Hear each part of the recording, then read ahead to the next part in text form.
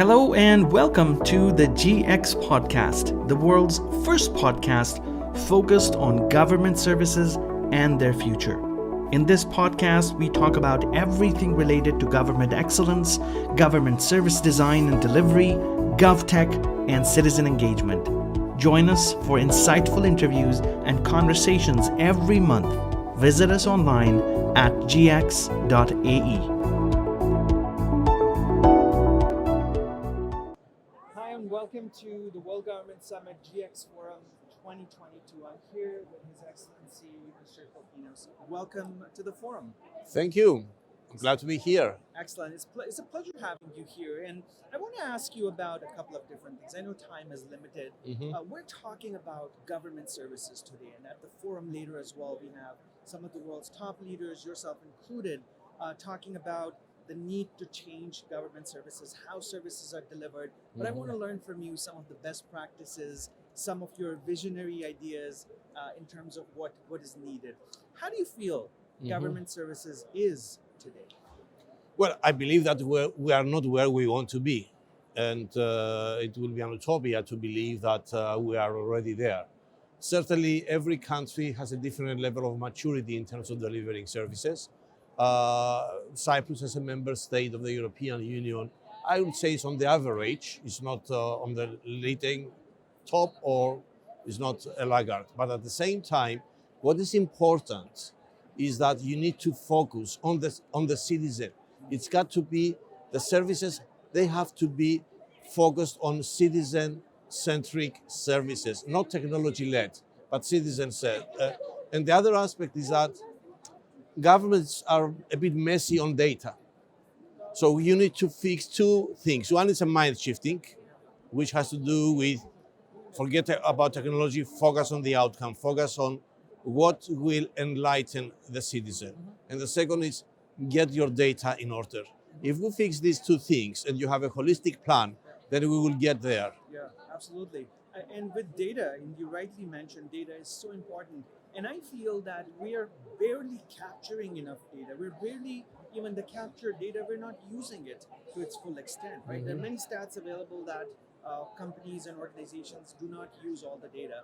Help us understand maybe what would you see the future of government services? What is an ideal outcome that you would see, say, 10 years from now? If you start talking about the ideal outcome, then you will never get there. Yeah. Because ideal is very abstract. You have to be agile. Yeah. You have to see the 10-year roadmap in a holistic plan, but you need to work step by step, delivering little by little and incremental improvements, and you will get amazed in 10 years' time how much distance you have covered. So when it comes to digital transformation, I don't think that you should have an end state. Yeah. You should have a roadmap. Strategy should not be just a strategy, it's got to be execution. And you need to have the talent in place. Yeah. And when I say talent, there are two important aspects. One is the science, the technology, the engineering, all the tech part, the raw ingredients to build digital. But there is another set of competencies and skills that you need to develop in your people, not just the tech people, but in the society. And this has to do with the soft skills, creativity, humanity, ethics, imagination.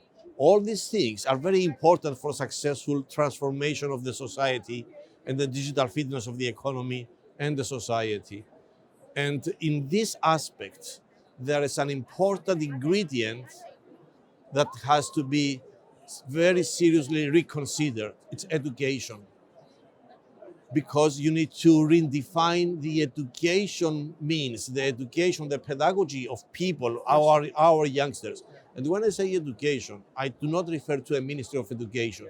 I refer to the families, to the society, to government, to the Ministry of Education as well. So it's a transformative process that touches a lot of aspects. It's not a technological exercise. It's a shifting of societies and economies. It's the well-being of our people as governments, and we have every responsibility to acknowledge this and work in a collective way, in a horizontal and vertical way, with other ministries at national level, but also with other countries, other geographies. Like in this event, this is exactly what I'm talking about. This is a great opportunity to share experiences, to meet people, to agree follow-ups, to learn from the successes and the failures of each country.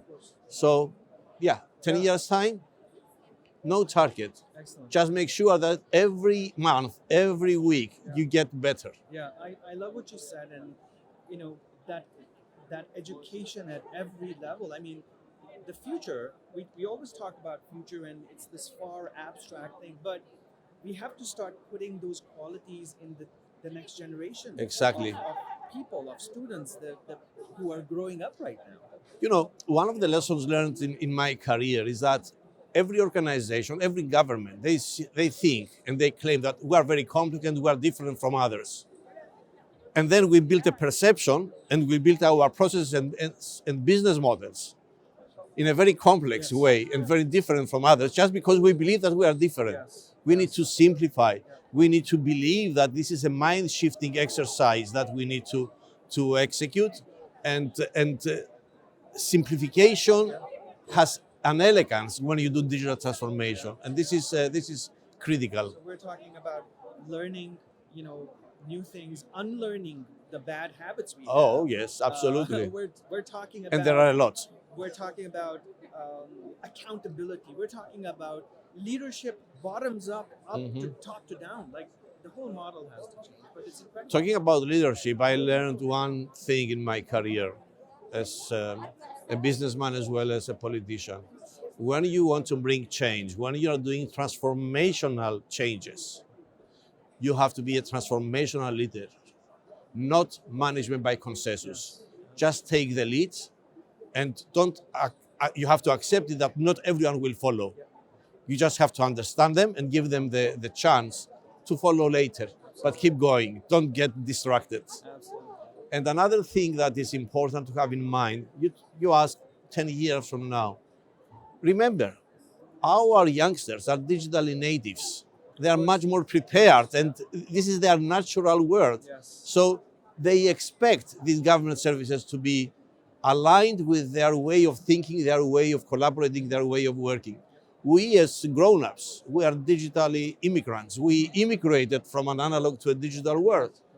So for this reason, I believe that we have a much more difficult to understand what digital transformation entails, because for the digitally natives, it's their nature, it's the way they live, it's their way of everyday life. For us, it's much more difficult. And that's why we make it more complex for us. But it's much simpler if we think the way our kids think. Absolutely. Well, thank you so much for your time. My Your pleasure. Excellency. It's I a hope pleasure. that I have been able to Absolutely. enlighten It's a pleasure you. having you here at the forum, and we hope you have an amazing time and great discussion later today. Great. Thank you Okay. so much. Thank you. Bye-bye.